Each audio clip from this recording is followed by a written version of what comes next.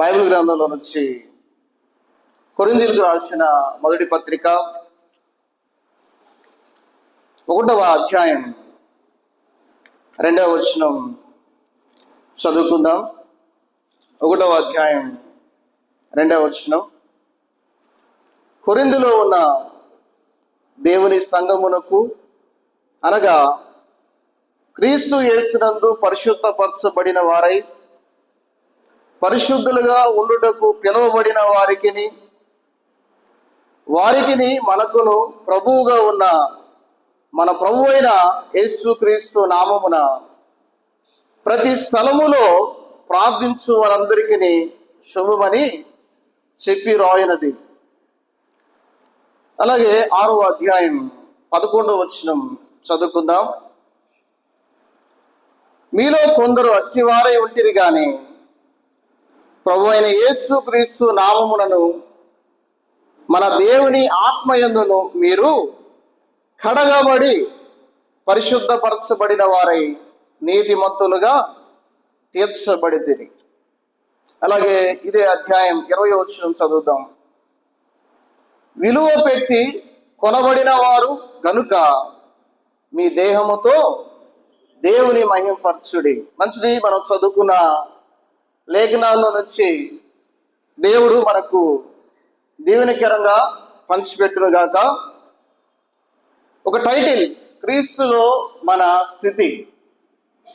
క్రీస్తులో మన స్థితి ఏమిటి?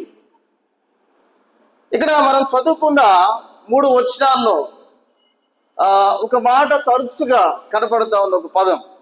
ఏంటి ఆ పదం? బడి అనే పదం కనపడుతూ ఉంది. కొరింథీయులకు రాసిన మొదటి పత్రిక 6వ అధ్యాయంలో 1వ అధ్యాయం 2వ వచనంలో మీరు పిలువబడిన వారు, అలాగే 6:11లో కడగబడిన వారు, 6:20లో కొనబడిన వారు. ఒక 3 విషయాలు తెలియజేస్తా ఉన్నారు. పిలువబడిన వారు అని, కడగబడిన వారని, అలాగే కొనబడిన వారు. ఒకటి, పిలువబడిన వారు. మనం కూడా పిలువబడిన వారు. ఒక 3 విషయాల్లో పిలువబడిన వారు ఏ స్థితిలో నుండి కొరింథీయులు పిలువబడ్డారు, అలాగే కడగబడిన వారు దేని చేత కడగబడుతూ ఉన్నారు, అలాగే కొనబడిన వారు ఎలా ఆయన కొన్నాడు, ఎందుకు కొన్నాడు, ఆ విషయాలు మనం చూస్తాం ఈ యొక్క మెసేజ్లో. ప్రియమైన సోదరి సహోదరులారా, బైబిల్ గ్రంథంలో దేవుడు పిలిచాడు.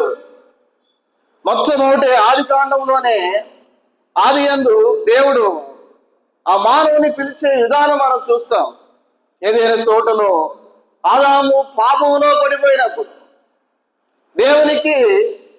దేవుని ఎదుట శాపగ్రస్తుడైనప్పుడు, ఆ దిగంబరి అయి ఆ యొక్క అంజూరపు ఆకులతో తన దేహాన్ని కప్పుకొని దూరంగా ఒక మూలన దాక్కున్నట్లుగా మనం చూస్తాము. దేవుడు ఆదామా ఆదామా అని తన స్వరముతో దేవుడు పిలిచినట్లు మనం చూస్తాము. బైబిల్ గ్రంథంలో భక్తుల్ని వారి జీవితాల్లో ఆయన నేరుగా ఆయన స్వరాన్ని వినిపించి ఆయన పిలిచినట్లు మనం చూస్తా ఉన్నాం. అబ్రహామును కూడా దేవుడు పిలిచాడు ఆయన స్వరముతో. నీ దేశము నుండి, నీ బంధువుల యొద్ద నుండి, నీ ఇంట నుండి బయలుదేరు అని చెప్పిన వెంటనే అబ్రహాము దేవుని యొక్క పిలుపుకు ఆయన స్వరానికి లోబడి అబ్రహాము బయటకు వచ్చినట్లు మనం చూస్తా ఉన్నాం. అలాగే ప్రియమైన వాళ్ళరా, క్రొత్త నిబంధనలో కూడా ఆయన మనం పిలుస్తా ఉన్నాడు. దేని ద్వారా పిలుస్తా ఉన్నాడు? ఒక మాట చదువుకుందాం. తెస్సలోనికైయులకు రాసిన 2వ పత్రిక 2వ అధ్యాయము 14వ వచనంలో ఆయన మనలను సువార్త ద్వారా ఆయన పిలుస్తా ఉన్నాడండి.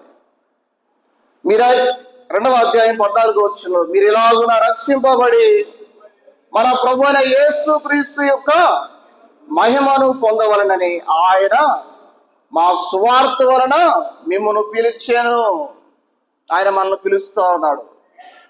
ప్రియమైన సోదరుడా సహోదరి, ఇంకా యేసుక్రీస్తు నమ్మలేదా?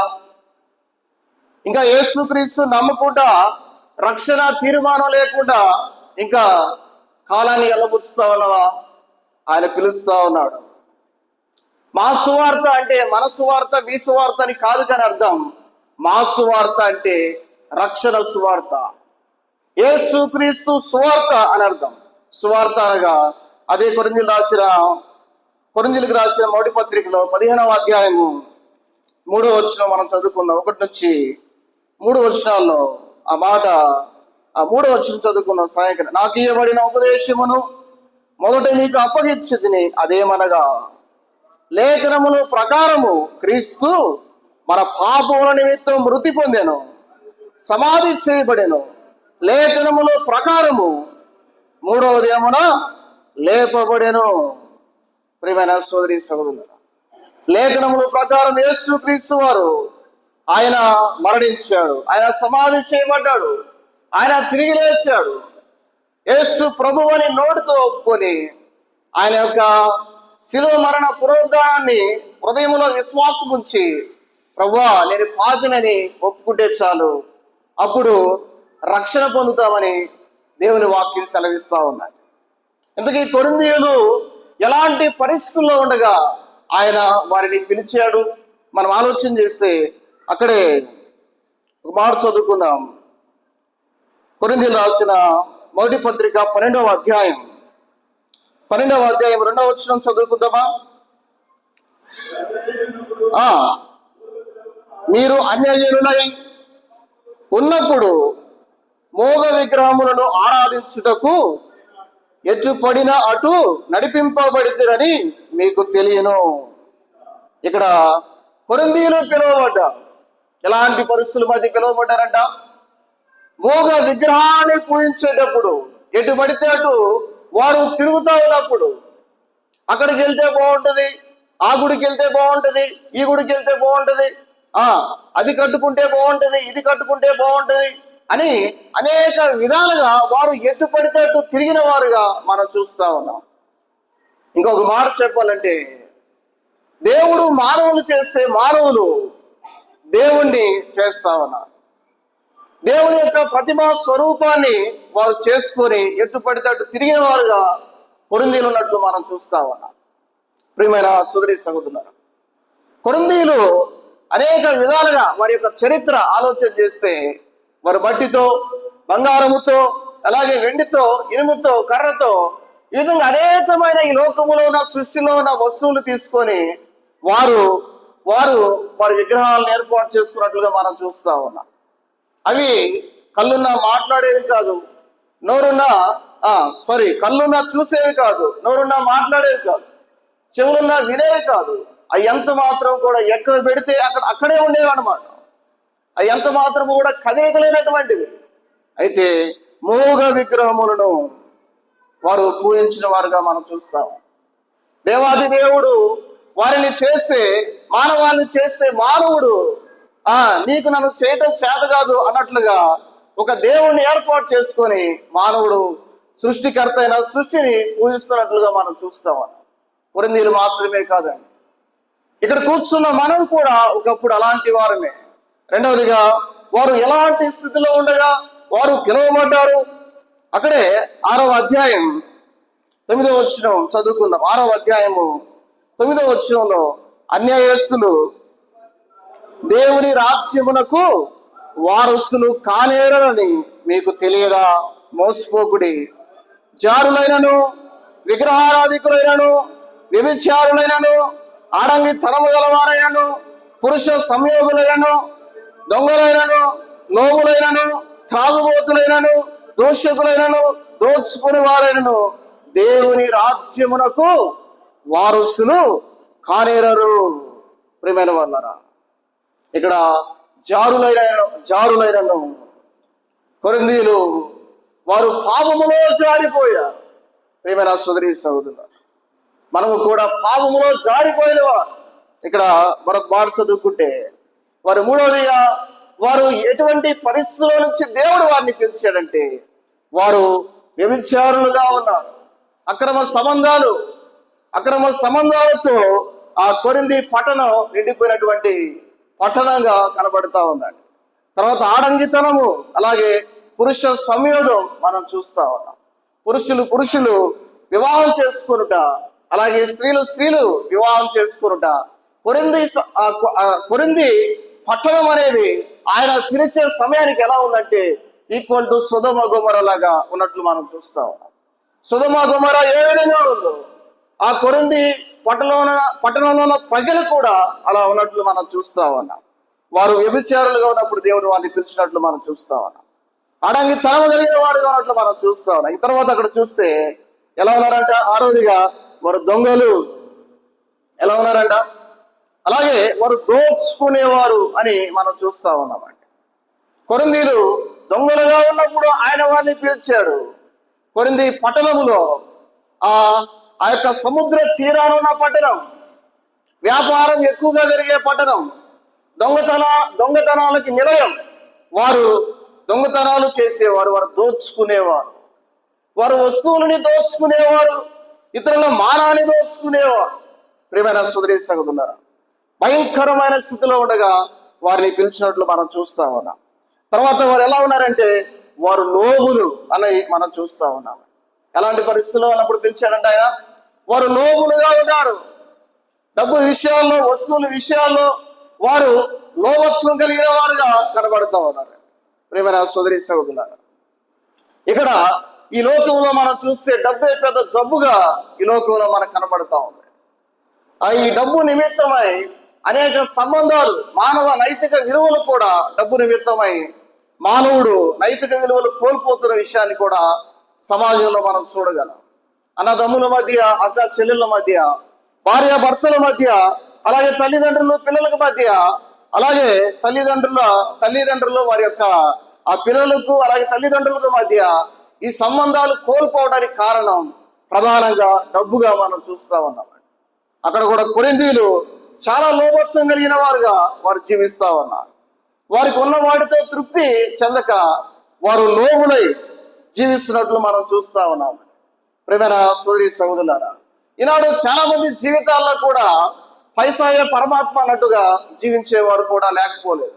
డబ్బు బ్రదర్ అని చివరికి హృదయం కూడా, లోపల గుండె కూడా లబ్డబ్బని కాకుండా లబ్డబ్బని కొట్టుకుంటా ఉందంట కొంతమందికి. నిద్రలో కూడా వారి జీవితాలు ఇలాగే ఉన్నట్లు మనం చూస్తా ఉన్నాం. ప్రియమైన సోదరీ సహోదరులారా, ఈనాడు కొన్ని జీవితాల్లో ఈ లోకంలో మనం చూస్తే ఆధార్ కార్డు అన్నిటికీ అనుసంధానంగా ఉంది కనుక ఈ లోకంలో డబ్బు కూడా అన్ని జరగాలంటే డబ్బు అవసరమే. కానీ ఆ డబ్బే గొప్ప దైవంగా ఆలోచన చేసి దేవుని సన్నిధికి ఎంత మాత్రం కూడా దూరంగా ఉండకూడదు. కొరింథీలు చాలా లోబులయ్యారు, లోభత్వం కలిగిన వారుగా వారు జీవిస్తున్నట్లు మనం చూస్తా ఉన్నాం.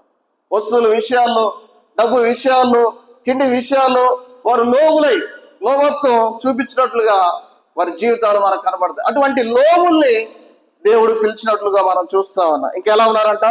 వారు త్రాగుబోతులై. ఎలాంటి పరిస్థితుల్లో దేవుడు పిలిచాడట? వారు త్రాగుబోతులుగా ఉన్నారు. ప్రియమైన సోదరీ సోదరులు, దేవుని వాక్యం సెలవిస్తా ఉంది. త్రాగుబోతులు ఆ తిండిబోతులు చింపిరి గుడ్డలు ధరిస్తారనే దేవుని వాక్యం సెలవిస్తా ఉన్నారు. వారి జీవితాల్లో త్రాగుబోతులుగా ఉన్నారు. త్రాగుబోతు తరం అనేది చింపిరి జీవితానికి నడిపిస్తుంది అన్నమాట. చూడండి, ఉదయం నుంచి సాయంత్రం వరకు ఎంతో కష్టపడతారు. చివరికి ఇంటికి ఏమైనా పైసా తీసుకొస్తారంటే ఏం తీసుకురారనమాట. భార్య ఎదురు చూస్తుంది, పిల్లలు ఎదురు చూస్తారు. భార్యను వచ్చి కొడతాడు, ఆ తర్వాత పిల్లలను కూడా కొడతారు అని ముందుగానే పిల్లలు కూడా మనసు కిందకి దూరే విధంగా కొన్ని జీవితాలు కళ్ళారా నేను చూశాను కాబట్టి మీరు చెప్తా ఉన్నా. కనుక త్రాగుబోతుతనంతో వారు జీవిస్తా ఉన్నారు. అలాంటి పరిస్థితుల మధ్య వారిని పిలిచాడు. ఆ తర్వాత మరొక మాట మనం చదువుకుంటే, ప్రియమైన వాళ్ళరా, వారు ఎలాంటి పరిస్థితుల మధ్య పిలిచేవాడంటే అక్కడే మనం చదువుకున్నాం. దోచుకునే వారు కూడా ఆల్రెడీ మనం చెప్పుకున్నాం. తర్వాత ఒక మాట, దూషకులైనను. ఏంటట? దూషకులైనను. వారు దూషకులు. వారు దేవుడు అంటే లెక్కలేని వారికి, తల్లిదండ్రులు అంటే లెక్కలేని వారికి, టీచర్లు అంటే వారికి లెక్కలేదు. అలాగే ఇంకా మనం ఆలోచన చేస్తే ప్రియమైన వాళ్ళరా, వారికి పెద్దలంటే కూడా లెక్కలేనటువంటి పరిస్థితుల మధ్య వారిని పిలిచినట్లు మనం చూస్తా ఉన్నామండి. నిజంగా ఎంత దౌర్భాగ్య పరిస్థితుల్లో వారు ఉన్నారో మనం చూస్తా ఉన్నాం. ఈ 10 రకాల లిస్టులో మనం కూడా కొన్ని లిస్టులో ఉన్నటువంటి వారమే ప్రియమైన వాళ్ళరా. అయితే వారి గురించి ఏం చెప్తా ఉన్నారంటే పరిశుద్ధాత్మ దేవుడు వారి గురించి ఏం చెప్తా ఉన్నాడు? ఆ దోచుకుని వారైనను దేవుని రాజ్యమునకు వారసులు కానేరరు. ఇలాంటి వారు దేవుని రాజ్యానికి వారసులు కారు. దేవుని రాజ్యానికి వారసులు కాకపోతే సైతాను రాజ్యానికి వారసులు, అంటే నిత్య నరకాదునికి పాతాళానికి వారసులు. అలాంటి పరిస్థితుల్లో ఉండగా ప్రియమైన సోదరి సహోదరులారా, దేవుడు వారిని ప్రేమించి, కొరింథీ పట్టణాన్ని ప్రేమించి పౌలనే దైవ సేవకుని రెండవ మిషనరీ యాత్రలో పంపించి ఆయన సువార్త ద్వారా, ఆ దేవుని యొక్క సువార్త ద్వారా, పౌలు యొక్క సేవకుని ద్వారా అక్కడ సువార్త ప్రకటించబడడం, దాదాపుగా 6 నెలలు సువార్త ప్రకటించబడి అక్కడ సంఘం ఏర్పడినట్లుగా మనం చూస్తా ఉన్నామండి. నిజంగా వారి యొక్క పిలుపుని మనం చూస్తా ఉన్నాం. చక్కగా వారిని పిలిచిన దేవుడు గొప్పవాడుగా మనం చూస్తా ఉన్నామండి. నిజంగా ప్రియమైన వాళ్ళరా, అలాంటి పరిస్థితుల మధ్య దేవుడు వారిని పిలిచినట్లుగా మనం చూస్తా ఉన్నాం. అయితే పిలువబడిన వారి జీవితాలు మార్చబడ్డాయి. పిలువబడిన వారు ఏం చేయాలి అంటే వారి జీవితాలు మార్చుకోవాలండి. మనం కూడా ఒకప్పుడు అలాంటి పరిస్థితుల మధ్య ఉన్నటువంటి వారు. ఆ 10 రకాల ప్రజల్లో ఆ మార్పులు వచ్చినట్లు మనం చూస్తా ఉన్నామండి. దేవుని పిలుపుకు లోబడ్డారు, దేవుని పిలుపుని అంగీకరించారు. యేసు క్రీస్తు చేత వారు, యేసు క్రీస్తు రక్తం చేత వారు ముద్రించబడ్డారు. అయితే నీవు ముద్రించబడ్డావా? నీవు దేవుని పిలుపుని అంగీకరించావా? దేవుని కొరకై సిద్ధపడి ఉన్నావా? ఒకసారి ఆలోచన చేయాలి. ప్రియమైన సోదరి సహోదరులు, ఇప్పుడే అనుకూలమైన సమయం.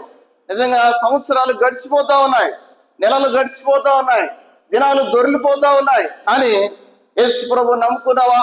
హృదయంలో చేర్చుకున్నావా? ప్రభుని నమ్ముకొని ముందు కొనసాగుతా ఉన్నావు. మంచిది. ఆయన పిలుపుని అంగీకరించావు. పిలుపుని అంగీకరించిన తర్వాత జీవితంలో మార్పులు వచ్చాయా? నమ్మక ముందు ఎలా ఉన్నావు? నమ్మిన తర్వాత ఎలా ఉన్నావు?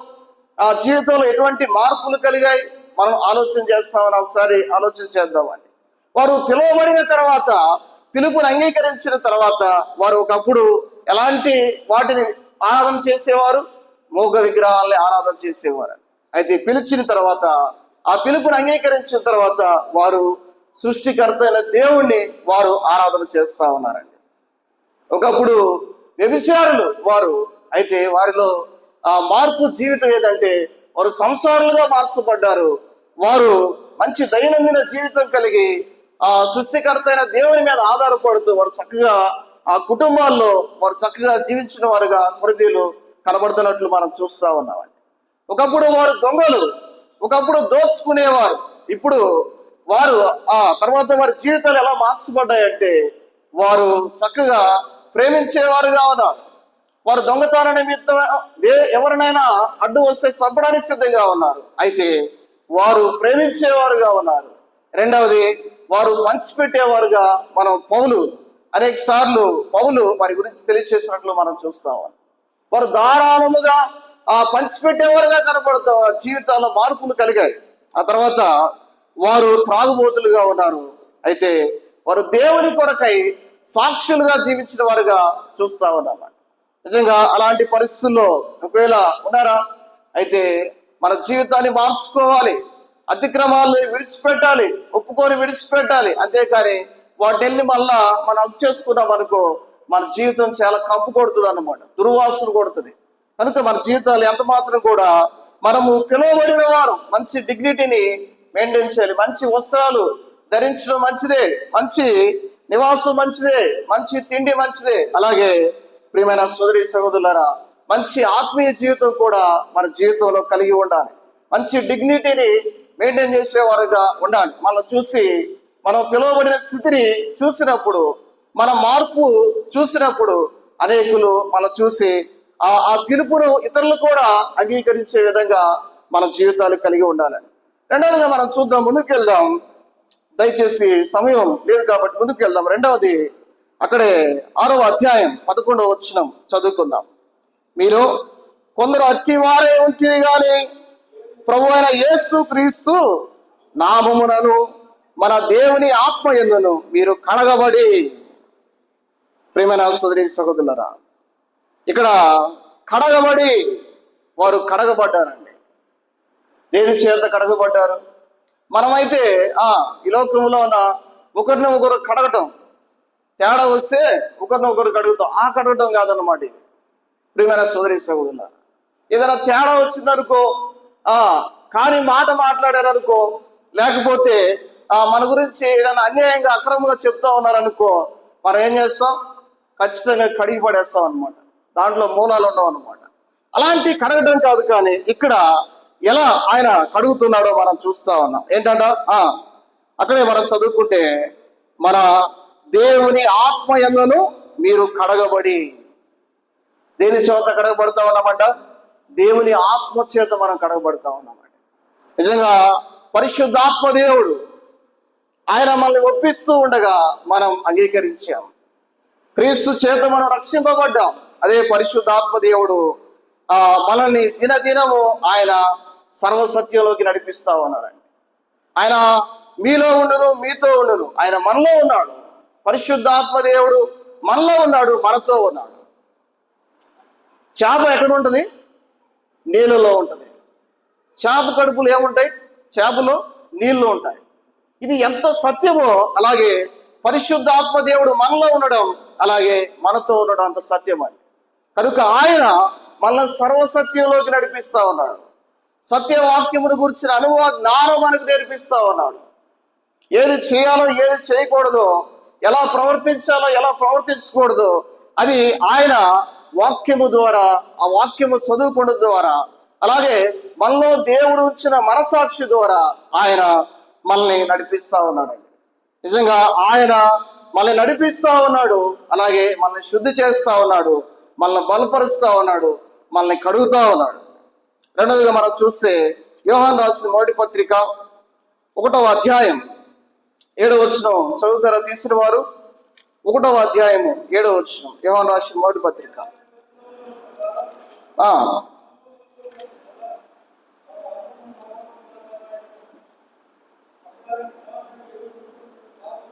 అప్పుడు ఆయన కుమారుడైన యేసు రక్తము ప్రతి పాపం నుండి మనలను పవిత్రులుగా చేయను. ప్రియమైన సోదరి సహోదరులారా, ఆయన ఆ యేసు క్రీస్తు రక్తము చేత మనల్ని కడుగుతా ఉన్నాడండి. ప్రియమైన సోదరి సహోదరులారా, యేసు క్రీస్తు రక్తము చేత మనం కడగబడుతా ఉన్నాం.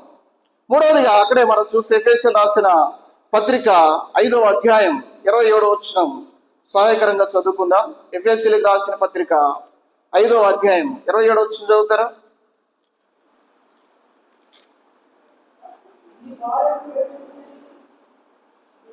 చదవండి. చివరి మాట చదువుకుందాం. వాక్యముతో ఉదక స్నానము చేత దానిని పవిత్రపరిచి పరిశుద్ధపరచబడుటకై దాని కొరకు తను తాను అప్పగించుకొనెను. ఇక్కడ ఈ మాటలు మనం చదువుకున్నప్పుడు ఆయన మనల్ని వాక్యము ద్వారా ఆయన కడుగుతా ఉన్నాడు. నిజంగా మనం కొరింథీయులు కడగబడిన వారు, దేవుని ఆత్మ చేత కడగబడిన వారు, అలాగే యేసుక్రీస్తు రక్తము చేత కడగబడిన వారు, అలాగే దేవుని వాక్యము చేత వారు కడగబడిన వారు. అవునండి, మనము కూడా ఆయన మనల్ని పిలిచాడు, ఆయన మనల్ని కడిగి పరిశుద్ధపరిచాడు, అలాగే ఆత్మ చేత మనల్ని దినదినం ఆయన కడుగుతా ఉన్నాడు.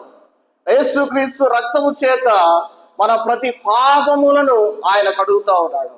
అలాగే వాక్యము చేత దినదినం 5 time devotion, personal Bible study, ప్రార్థనలో, ఈ విధంగా ఈ వాక్యము ద్వారా ఆయన మనలను పరిశుద్ధపరుస్తూ ఆయన మన జీవితాన్ని కడుగుతున్నట్లుగా మనం చూస్తా ఉన్నామండి. ప్రియమైన సోదరి సహోదరులు, ఆయన మనల్ని కడుగుతా ఉన్నాడు. అలాగే అక్కడ మనం చదువుకుంటే 6వ అధ్యాయము 11వ వచనంలో ఏమంటా ఉన్నాడు? ఆత్మయందు మీరు కడగబడి పరిశుద్ధపరచబడిన వారై నీతిమంతులుగా తీర్చబడితిరి. ప్రియమైన వాళ్ళారా, ఆయన మనల్ని కడుగుతా ఉన్నాడు, పరిశుద్ధులుగా చేస్తా ఉన్నాడు.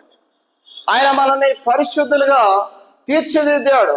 నిజంగా పరిశుద్ధుల యొక్క ఆ పౌరస్థితి ఎక్కడ ఉంది? ఎక్కడుందండి? పరలోకంలో ఉన్నట్లు మనం చూస్తామండి. ఫిలిప్పీయులకు రాసిన పత్రిక మాట చదువుకుందాం. ఇంతకీ మన యేసుక్రీస్తు మన స్థితి, యేసుక్రీస్తులో మన స్థితి మనం ఆలోచన చేస్తా ఉన్నాం. మన స్థితి పరలోకంలో ఉన్నట్లుగా మనం చూస్తాం. ఫిలిప్పీయులకు రాసిన పత్రిక 3వ అధ్యాయం 20వ వచనం సహాయకరంగా చదువుతారా? మన పౌరస్థితి పరలోకములో ఉన్నది, అక్కడ నుండి ప్రభు అయిన యేసుక్రీస్తు రక్షకుని నిమిత్తం కనిపెట్టుకొని ఉన్నాము. బా ఎంత మంచి స్థితి దేవుడు మనకు అనుగ్రహించాడండి. మన స్థితి, మన పౌరస్థితి పరలోకంలో ఉందండి. అంటే మనము దేనికి సంబంధించిన వారం? దేనికి సంబంధించిన వారం చెప్పండి, నోరు తెరిచి. పరలోకానికి సంబంధించిన వారం. ఒకవేళ అంటే ఒక ఎగ్జాంపుల్ గా మనం చూస్తే, వీసా అబ్రాడ్ వెళ్ళడానికి వీసా ఇస్తారనమాట. అక్కడ ఒక 6 సంవత్సరాలు వీసా ఇచ్చారు అనుకుందాం. ఆ తర్వాత 6 సంవత్సరాల తర్వాత ఉంటాడన్నా అక్కడ ఉండనివ్వరు అనమాట. అలాగే మనకి దేవుడు కొన్ని సంవత్సరాలు ఇచ్చి పంపించాడు ఇక్కడికి. ఆ సంవత్సరాల తర్వాత మనం ఖచ్చితంగా అక్కడికి వెళ్ళాల్సిందే. నరులారా తిరిగి రండి ఆయన అని పిలుస్తాడండి. ఖచ్చితంగా మనం తిరిగి వెళ్ళవలసిన వారు. ఇండియా వ్యక్తి వెళ్ళి అమెరికాలో ఉండి అక్కడ ఉన్న వ్యక్తులు నువ్వు ఏ దేశానికి సంబంధించిన వ్యక్తివి అని చెప్తే వాళ్ళు ఏమని చెప్తారు? ఇండియాలో ఉన్న వ్యక్తి అమెరికా వెళ్ళాడు అనుకుందాం. అమెరికాలో ఉన్న ఆ వ్యక్తిని అక్కడ ఉన్న అమెరికా పోలీసులు వచ్చి నువ్వు ఏ దేశానికి సంబంధించిన వ్యక్తివి అని అడిగినప్పుడు ఏమని చెప్తారు వాళ్ళు? ఇండియా అని చెప్తారు అనమాట. అలాగే మన స్థితి కూడా, మన పౌరస్థితి ఎక్కడంటే పరలోకంలో. కనుక ఈ భూలోకంలో ఉన్నాం, అయితే మన స్థితి ఏంటంటే, మన పౌరస్థితి ఏంటంటే పరలోకం. మన యొక్క డెస్టినేషన్, మన యొక్క అంతిమం ఏంటంటే పరలోకం. ఈ భూలోకంలో ఉన్నాం కానీ ఆ పరలోకంలో మనం చేరబోతా ఉన్నాం. కనుక ఆ పరలోకం వైపు మన దృష్టి ఉండే విధంగా ఉండాలండి. కొలస్సీయులకు రాసిన పత్రిక 3వ అధ్యాయం 1వ వచనం మనం చదువుకుందాం. మీరు క్రీస్తుతో కూడా లేపబడిన వారైతే పైనున్న వాటినే వెతుకుడి, అక్కడ క్రీస్తు దేవుని కుడి పార్శ్వమున కూర్చుండి ఉన్నాడు అని మనం చూస్తా ఉన్నాం. పైనున్న వాటి మీదనే గాని భూ సంబంధమైన వాటి మీద మనస్సు పెట్టకొనుకుడి, ఎలయనగా మీరు మృతి పొందితిరి, మీ జీవము క్రీస్తుతో కూడా దేవుని యందు దాచబడి ఉన్నది. కనుక మన జీవితాల్లో ఎక్కడ దృష్టి ఉండాలంట? భూ సంబంధమైన వాటి మీద కాదు కానీ పరలోక సంబంధం, పరలోకం వైపు మన దృష్టి ఉండాలి. మంచిది. తల్లిదండ్రుల దృష్టి పిల్లల మీద ఉంటది. సహజంగా పిల్లల దృష్టి తల్లిదండ్రుల మీద ఉంటది. మంచిదే, వద్దని అనట్లేదు. కానీ మన ప్రాముఖ్యమైన దృష్టి పరలోకం వైపు ఉండాలండి. ఈ భూలోక సంబంధమైనవి ఒక రోజు మనం విడిచిపెట్టి వెళ్ళిపోతాం. అవన్నీ నిత్యము కానటువంటివి. కానీ మనము ఆ నిత్యమైన పట్టణానికి వెళ్ళబోతా ఉన్నాం. కడగబడిన మన జీవితాలు ప్రభు దగ్గర, ఆయన దగ్గర ఉండబోతా ఉన్నాం. అటువంటి స్థితిని మనం జ్ఞాపకం చేసుకొనచ్చు ముందు కొనసాగే వారంగా ఉండాలండి. అక్కడే మనం చదువుకుంటే ఆ మాట 3వ అధ్యాయం 2వ వచనంలో, పైనున్న వాటి మీదనే గాని భూ సంబంధమైన వాటి మీద మనస్సు పెట్టకొనుకుడి. అయితే అక్కడే 5వ వచనం కూడా చదువుకుందాం. కావున భూమి మీద ఉన్న మీ అవయములను అనగా జారత్వమును, అపవిత్రతను, కామాతురతను, దురాశను, విగ్రహారాధనైన ధనాపేక్షను చంపివేయుడి. కనుక ఈ భూలోకంలో మనం జీవించేటప్పుడు, పరలోకం మీద దృష్టి పెట్టి మనం జీవించేటప్పుడు ఏం చంపివేయాలంట? వాటన్నిటిని చంపివేయాలి. చంపివేయకపోతే చివరికి మనం చంపేస్తాయి అనమాట. ఇంట్లో తేళ్లు, పాములు ఉంచుకుంటామా? కప్పులు ఇంట్లో ఉంచుకుంటామా? వాటిని వస్తే తరిమేస్తాం, లేకపోతే చంపేస్తాం అనమాట. అలాగే మన జీవితాల్లో దేవునికి అయిష్టమైనవి మన జీవితాల్లో కడగబడకపోతే, వాటిని కడుక్కోకుండా అట్లాగే ఉంచామనుకో, ఆ చెత్తంతా, అపవిత్రమైన చెత్తంతా మన హృదయంలో ఉంచుకున్నామనుకో, ఆరాధన చేయలేం, ప్రార్థన చేయలేం, స్తుతించలేం, దేవుని సన్నిధిలో చక్కగా వచ్చి మనం ఇతరులతో కూడా చక్కగా మాట్లాడలేం. ఎందుకంటే ఆ చెత్త అంతా ఆ ముళ్ళ పొదలో పడిన వ్యక్తి వాడి చేత అనగదొరకబడతాడు అనమాట. ఎంత మాత్రం కూడా పైకి రావడానికి అవకాశం ఉండదు అనమాట. అలాగే మన జీవితాల్లో దినదినము మనం కడగబడకపోతే ఎంత మాత్రం కూడా ఆశీర్వాదం పొందలేము. మూడవదిగా మనం మాట చదువుకుందాం. అక్కడే 6వ అధ్యాయం 20వ వచనం మనం చదువుకుందాం. విలువపెట్టి కొనబడిన వారు కనుక మీ దేహముతో దేవుని మహిమపరచబడిరి. మూడవదిగా మనము కొనబడిన వారు. దేని చేత కొన్నాడంట ఆయన? బంగారం చేత కొన్నాడా? వెండి చేత కొన్నాడా? లేకపోతే ఈ లోకములో ఉన్న వెలగల రాళ్ళ చేత ఆయన కొన్నాడంటే ఆయన ఎలా కొన్నాడో ఆ పేతురు రాసిన మొదటి పత్రిక ఒక మాట మనం చదువుకుందాం. పేతురు రాసిన మొదటి పత్రిక 1వ అధ్యాయము 18, 19 వచనాలు ఆయన ఏ విధంగా మనల్ని కొన్నాడో అక్కడ చెప్పబడుతూ ఉన్నాయండి. చదవండి. 1, 18, 19. పితృ పారంపర్యమైన మీ వ్యర్థ ప్రవర్తనను విడిచిపెట్టినట్లుగా వెండి బంగారముల వంటి క్షయ వస్తువుల చేత మీరు విమోచింపబడలేదు గాని అమూల్యమైన రక్తము చేత అనగా నిర్దోషమును నిష్కలంకమునకు గొర్రె పిల్ల వంటి క్రీస్తు రక్తము చేత విమోచింపబడుతురని మీరు ఎరుగుదురు కదా. ఆయన దేని చేత కొన్నాడంట? ఆయన అమూల్యమైన క్రీస్తు రక్తం చేత మనల్ని కొన్నట్లు మనం చూస్తా ఉన్నామండి. నిజంగా మనము అక్కడ ఉన్న కొరింథీయులు వారు కొనబడ్డారు దేని చేత అంటే అమూల్యమైన రక్తము చేత. లోకంలో సామెత ఉంటుంది కదా, ఏంటి అంటే లోకములో వస్త్రము కంటే దేహము కంటే ప్రాణం ముఖ్యమని లోకంలో ఒక సామెత ఉందన్నమాట. ప్రాణము దేంట్లో ఉంది? రక్తంలో ఉంది. యేసుక్రీస్తు వారు ఏం చిందించారు? అమూల్యమైన రక్తాన్ని చిందించారు. కనుక ఆయన దేని చేత మనల్ని కొన్నాడంటే అమూల్యమైన రక్తం చేత మనల్ని కొన్నట్లుగా మనం చూస్తూ ఉన్నామండి. నిజంగా ఆ గొర్రె పిల్ల వంటి అమూల్యమైన రక్తం చేత మనల్ని కొన్నాడు. నిజంగా ఎంత విలువగా దేవుడు ఇచ్చాడో మనం చూస్తూ ఉన్నాం. మనం పాపులం, ఎంత మాత్రం కూడా యోగ్యులం కాదు. మనం చెప్పుకుంటాం కానీ కొన్నిసార్లు ఎచ్చరిపోతూ ఉంటాం అనమాట. కొన్నిసార్లు గొప్పలు చెప్పుకుంటూ ఉంటాం బయట ఉండి. ఇక్కడేమో నేను అయోగ్యుడయ్యా, నేను అపాత్రుడయ్యా, నా అంత పనికి మాలిన లేడయ్యా అని చెప్పుకుంటాం. బయటికి వెళ్ళి కాలాలు ఎగరేస్తూ ఉంటాం అనమాట. అటువంటి విశ్వాసులుగా ఎంత మాత్రం కూడా మనం ఉండకూడదండి. నిజంగా ఆయన మనల్ని కొన్నాడు. ఎందుకంటే మనం చాలా తక్కువ వారం. మానవుని జ్ఞాపకం చేసుకోవడానికి కూడా ఎంత మాత్రం కూడా మన యోగ్యులు కాదు, పురుగులాంటి వారు. అలాంటిది ఆయన మనల్ని కొన్నాడు. ఎందుకు కొన్నాడు? అక్కడే మనం చూస్తే 6వ అధ్యాయము 20 వచనంలో విలువ పెట్టి కొనబడిన వారు గనుక మీ దేహముతో దేవుని మహిమపరచుడి. ఎందుకు కొన్నాడట? దేవుని మహిమపరుస్తానికి. ప్రియమైన సోదరి సహోదరులారా, ఎందుకు కొన్నాడట?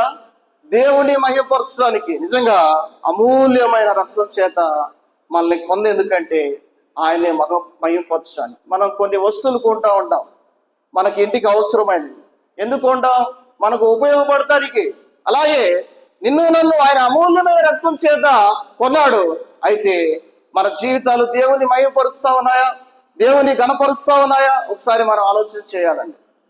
కొన్నిసార్లు కొన్ని వస్తువులు కొనుక్కుంటాం, కొన్నిసార్లు మనల్ని గణపరుస్తాయి. మంచిదే, మనం గణపరచబడాలి. యేసుక్రీస్తు నమ్మిన వారు ఎంత మాత్రం కూడా దరిద్రులా మిగిలిపోకూడదు అనమాట. ఆర్థికంగా అన్ని విషయాలు ఎదగాలి.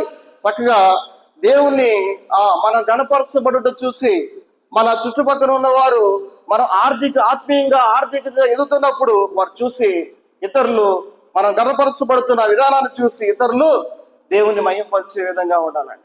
ఆ విధంగా దేవుని మహిమపరచాలి మన జీవితాల ద్వారా. నిజంగా దేవుని మహిమపరిచే వారంగా ఉన్నామా? మీ నిమిత్తమే కదా అన్ని జనుల మధ్య నా నామం అవమానపరచబడుతుందని దేవుని వాక్యం సెలవిస్తా ఉన్నాం. కనుక కుటుంబాలుగా నేటి సమాజంలో మనం జీవిస్తా ఉన్నాం. మన వీధుల్లో మన సాక్ష్యం ఏంటి ఒకసారి ఆలోచన చేయాలి. ప్రియమైన సోదరి సహోదరులారా, మన కుటుంబాల మధ్య మన వ్యక్తిగతంగా కుటుంబాల్లో సాక్ష్యం ఏంటి ఒకసారి ఆలోచన చేద్దాం. కనుక మనం పిలువబడిన వారం అయితే కడగబడుతూ ఉన్నాం. అలాగే మనము కొనబడిన వారు. ఎందుకంటే అమూల్యమైన రక్తం చేత ఎందుకు కొనబడ్డామంటే ఆయన్ని మహిమపరచాలని. ఒక మాట దాంట్లోనే ఆయన మహిమపరచడానికి కొన్ని సూత్రాలు ఉన్నాయి. ఆ 4 సూత్రాలు చెప్పి నేను ముగిస్తాను. ఆయన మహిమపరచడానికి 4 సూత్రాలు మనం ఫాలో అవ్వాలి. ఒక మాట చదువుకుందాం. మత్తయి సువార్త 5వ అధ్యాయము 16వ వచనం చదువుకుందాం. చదువుతారా తీసిన వారు? మత్తయి సువార్త 5వ అధ్యాయం 16వ వచనం. మనుష్యులు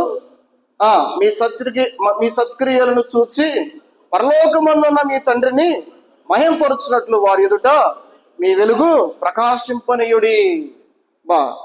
మన సత్క్రియను చూసి పరలోకమందున్న దేవుని యొక్క వెలుగు ప్రకాశింపబడనీయాలంట. ప్రియమైన సోదరి సహోదరులారా, మనము సత్క్రియల చేత ఆయన్ని మహిమపరచాలి. నాకెందుకులే అనుకోకూడదు అనమాట. ఇవన్నీ చూశారన్నట్టుగా అనుకోకూడదు అనమాట. ప్రియమైన సోదరి సహోదరులారా, మన సత్క్రియల చేత దేవుడిని మహిమపరిచే వారంగా ఉండాలి. దేవుని పేరట ధర్మకార్యాలు, సత్క్రియలు, ఆ యొక్క కవిత సత్క్రియలు ఆమెని అక్కడ గణపరిచినట్లు మనం చూస్తా ఉన్నాం. ఆ సత్క్రియల చేత ఆమె ఒకవేళ అక్కడ మరలా లేపబడిందేమో, ఆ దేవుని నామం మహిమపరచబడింది. సత్క్రియల చేత అనేక మంది విశ్వాసం ఉంచడానికి కారణమైంది. కనుక మన జీవితాల్లో సత్క్రియలు చేత దేవుని మహిమపరచాలి. రెండవది రోమిలికి రాసిన పత్రిక 15వ అధ్యాయం 5-6 వచనాలు మనం చదువుకుందాం. రోమిలికి రాసిన పత్రిక 15వ అధ్యాయము 5-6 వచనాలు. ఆయన కేఫాకును తర్వాత 12 కనబడెను. రోమిలికి రాసిన పత్రిక 15వ అధ్యాయము 5-6 వచనాలు. మీరు ఏక భావము గలవారై ఏకగ్రీవముగా మన ప్రభు అయిన యేసు క్రీస్తు తండ్రియకు దేవుని మహిమపరచు నిమిత్తం క్రీస్తు యేసు చిత్త ప్రకారము ఓపికతో ఒకడు మనస్సు కలిగిన వారై ఉండినట్లు ఓర్పునకును ఆదరణకును కర్తయ్యకు దేవుడు మీకు అనుగ్రహించును గాక. ఇక్కడ ఒక మాట మనం చదువుకుంటే, ఏక భావము గలవారై. ప్రియమైన సోదరీ సోదరులు, దేవుని మహిమపరచబడాలంటే మన ద్వారా ఒకటి, మనము మనుషుల ఎదుట సత్క్రియలు అంటే పరలోకములో దేవుడు మనం చూస్తూ ఉండగా ఈ భూలోకంలో మనుషుల ఎదుట మన సత్క్రియలు చేసేవారంగా ఉండాలి. ఎందుకంటే మనం భూలోకంలో ఉన్నాం. మనుషుల ఎదుట మన సత్క్రియలు కనబడాలి. రెండవదిగా ఏక భావము గలవారే. కుటుంబంలో ఏకభావం, అత్త కోడల మధ్య ఏకభావం, అలాగే తల్లిదండ్రులు పిల్లల మధ్య ఏకభావం కలిగి ఉండాలి. ప్రియమైన సోదరి సహోదరులారా, కుటుంబాల్లో బూతులు ముడుచుకుంటే ఉపయోగం లేదన్నమాట. ఒకరికొకరు బూతులు ముడుచుకొని ఎడమొఖం పెడమొఖం పెట్టుకొని జీవితాల్లో కుటుంబాల్లో ముందుకు కొనసాగితే, సంసారంలోనే సరిగ్గా లేకపోతే సంఘంలో మనం సరిగ్గా జీవించగలమా? ఒకసారి ఆలోచించేద్దాం. దేవుని వాక్యం సెలవిస్తా ఉంది, చాలా మంది ఆ జీవితాల్లో కోతుల్లాగా అటు ఇటు గంతులేసినట్లు మనం చూస్తూ ఉంటాం. నిజంగా సంసార జీవితంలో సరిగ్గా లేకపోతే మన సంఘంలో సరిగ్గా ఉండగలమా? ఒకసారి ఆలోచించేద్దాం. దేవుని వాక్యం సెలవిస్తా ఉంది. ఎఫెసీయులకు రాసిన పత్రికలో ఒక మాట చదువుకుందాం. ఫిలిప్పీలో ఉన్న సంఘానికి ఒక మాట తెలియజేస్తా ఉన్నాడు. మీరు జీవవాక్యమును చేత పట్టుకొని జ్యోతుల వలె ప్రకాశించుచున్నారు. ఏంటట? జ్యోతుల వలె ప్రకాశించుతున్నారు అన్నాడు, కానీ కోతుల వలె తిరుగుతున్నారని ఎంత మాత్రం కూడా చెప్పబడలేదన్నమాట.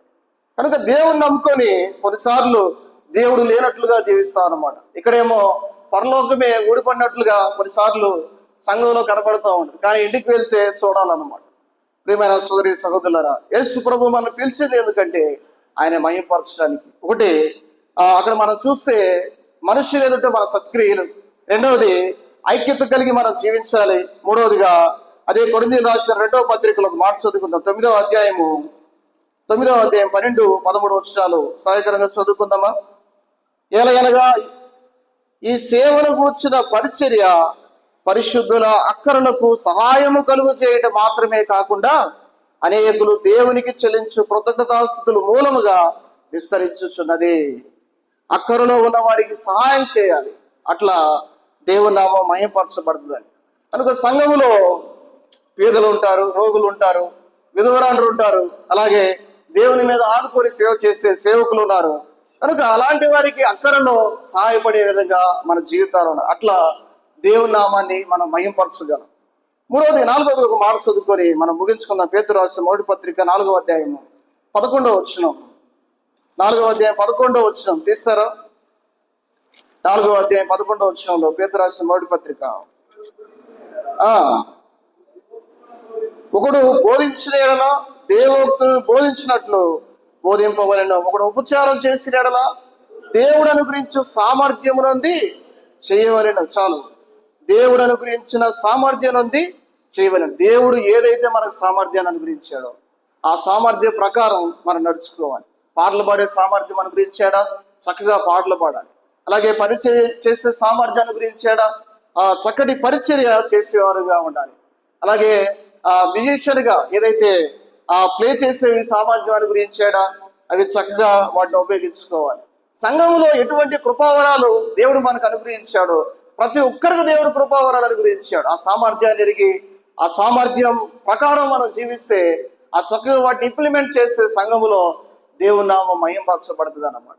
పాట రాని వ్యక్తి నాలాంటి వ్యక్తి వచ్చి పాట పాడాడు అనుకో అందరు నవ్వుకుంటారు అనమాట కూర్చొని. కనుక దేవుని నామం మహిమపరచబడదు అనమాట. అలాగే సరిగ్గా చెప్పని వాక్యము వచ్చి చెప్తే అది కూడా దేవుని నామానికి అవమానకరంగా ఉంటది. ప్రియమైన సోదరి సహోదరులారా, దేవుడు ఏదైతే మనకు సామర్థ్యాన్ని అనుగ్రహించాడు, దేవుడు ఏ విధంగా మహిమపరచబడతాడంటే, ఒకటి మన దేహాలతో దేవుని మహిమపరచాలి. మన అవయవాలు శుద్ధి చేసుకుంటూ ప్రభుని మహిమపరిచే వరంగా ఉండాలి. ఎందుకంటే విలువ పెట్టి కొనబడిన వారు, నిజంగా అమూల్యమైన రక్తం చేత విలువ పెట్టి మనల్ని కొన్నాడు. రెండవదిగా మనం దేవుని మహిమపరచడానికి గల సూత్రాలు ఏంటంటే, ఒకటి మనుషులు ఎదుట సత్క్రియలు చేయాలి. రెండవది ఏకభావం, సంసార జీవితంలో సంఘ జీవితంలో అందరితో ఏకభావం, అందరితో వందనాలు చెప్పడం, అందరితో కలిసి మాట్లాడడం, అందరితో నవ్వుతా చక్కగా మాట్లాడడం, ఆ విధంగా మనం జీవించే వారంగా ఉండాలి. మూడవదిగా అక్కరలో ఉన్న వారికి సహాయం చేయాలి. నాలుగవదిగా ప్రియమైన వాళ్ళారా, దేవుడు ఏదైతే మనకి సామర్థ్యం ఇచ్చాడో ఆ సామర్థ్యాన్ని ఉపయోగించాలి. కనుక ప్రియమైన వాళ్ళారా, సాధ్యం చేస్తే సాధన చేస్తే సాధ్యం కానిది ఏముందండి?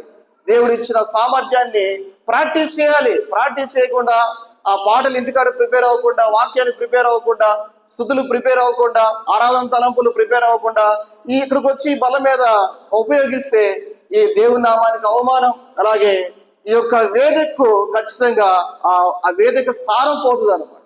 కనుక భయం కలిగి దేవుడి సన్నిధిలో జీవించడానికి ప్రయత్నం చేద్దాం. ప్రియమైన సోదరి సహోదరులారా, క్రీస్తులో మన స్థితి ఒకటి, మనం పిలువబడిన వారం ఎలాంటి పరిస్థితుల మధ్య దేవుడు పిలిచాడు ఒకసారి ఆలోచించేద్దాం. రెండవది మనము కడగబడిన వారుగా మనం చూస్తా ఉన్నాం. నిజంగా దేని చేత కడుగుతా ఉన్నాడు? ఆయన ఆత్మ చేత కడుగుతా ఉన్నాడు. రెండవది క్రీస్తు రక్తం చేత కడుగుతా ఉన్నాడు. మూడవది వాక్యం చేత మనల్ని కడుగుతా ఉన్నాడు.